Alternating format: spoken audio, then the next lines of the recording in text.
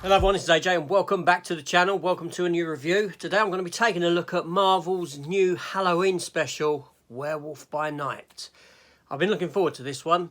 Let's talk about it.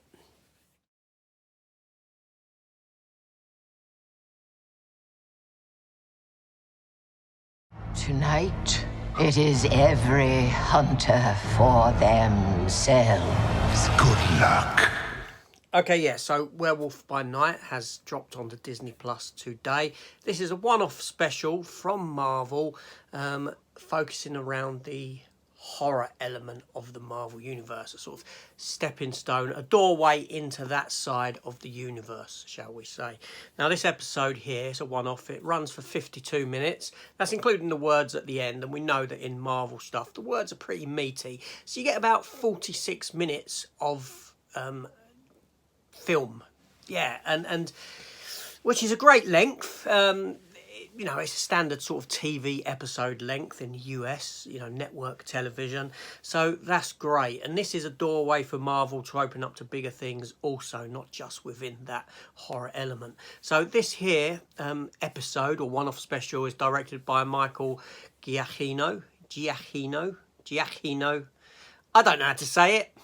Giacchino, one way or the other, however it may be, and stars Gael Garcia Bernal as a character called Jack Russell, who is Werewolf by Night. Now, Jack Russell, that's a name that is so on the nose, it's just, wow, it might as well be bleeding, gushing blood there. Yeah, it's a character from the Marvel Comics called Werewolf by Night, and you guessed it, he's a werewolf.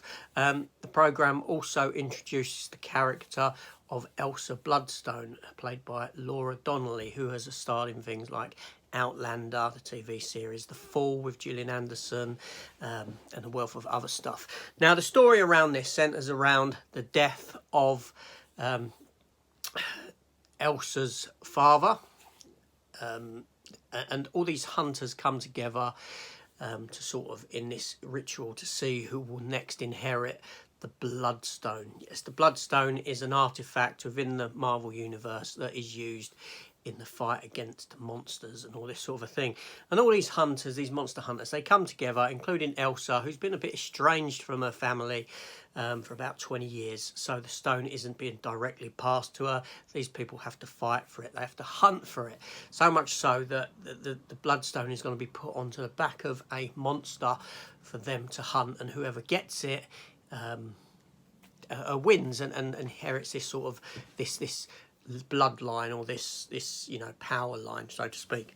Now, we're introduced to another hunter who is actually Jack Russell. I'm going to call him Jack Russell. Just, and he's there, as we find out in the context of the story, to actually help out with the monster that the stone has been attached to.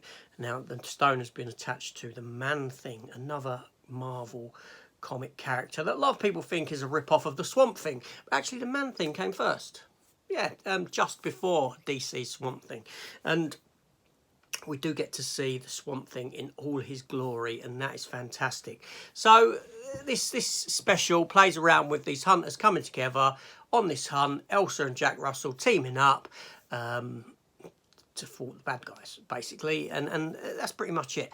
But as we know, the aesthetic for it from the trailers, it's all in black and white. The whole thing is shot in black and white and done very much like a sort of old Hammer horror film, so much so that you even have things on the screen, little imperfections, the ring that appears in the corner at times, all those sort of things to give it this aged look to it, and that's fantastic, and it works well for it, although the stone itself shines a bright red in amongst all this black and white, because it is a key component in the story and within the realm of the Marvel Universe. So I did like that. Now, Gael Garcia Bernal, I wasn't sure about him at first, but by the end of it, I loved him as this character of Jack Russell, of the Werewolf by Night. I thought he was fantastic. Laura Donnelly as Elsa Bloodstone, fantastic. I think she was very, very good in it. And yeah, overall, a really good time. And it ramps up the tension. The tension gets built by the end. There's not much comedy in it, like Marvel usually has. Small elements here and there. But a very, very strong one-off. I really, really thoroughly enjoyed it. To be able to see the Man-Thing again. I know Man-Thing had his own film a while ago, and I have reviewed that film, actually, not long ago. It's great to see that character again within the MCU. And I hope this does open the doorway to revisiting these characters again. I would love to see, you know, the Man-Thing, Werewolf by Night, and Elsa again team up in another, hopefully maybe another Halloween special next year. Who knows? Or a series of their own. Now, the last 10 minutes of the film does revert to colour.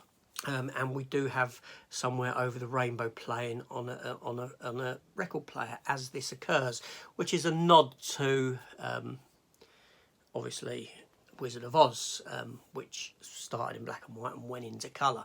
You have a sort of reversal of that here for the last 5 minutes, and we do get to see Elsa, Jack and Man-Thing in what they look like in colour, and yeah, it looks fantastic.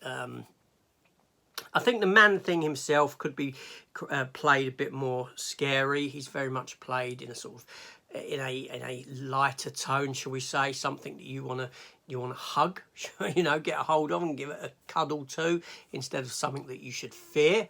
But if you know, but that's just a little issue that I had with it. But he looks fantastic. He looks fantastic. So all in all, I really enjoyed it. The soundtrack was good. The music for it gave it that sort of horror element, that horror vibe. It didn't shy away from some violence. You know, seeing the sword whacked into someone's head and sticking out of their head, things like that. Blood splattering onto the camera. All right, it's not real blood, but do you know what I mean? It goes for those sort of elements. Fantastic time. I really enjoyed it. Let me know your thoughts down below on this Werewolf by Night. Now, the one thing I will say is that I think that Marvel are going to start giving us more of these one-offs. Obviously, they've stepped into the realm with Groot, which was only shorts. Now we've got this, and at Christmas we've got the Guardians of the Galaxy special. I guarantee you it won't be long before Marvel are giving us full-length feature films. I'm talking about 90 minutes, not 2 hours, 2.5 hours, but 90-minute films on Disney+. That's the way they're going. And yeah, we'll see it happen. This is AJ. Let me know your thoughts. Hit the subscribe button. Come join the channel. I'll see you on the next one. Take care all, and goodbye. Please don't do this. Death is coming for you!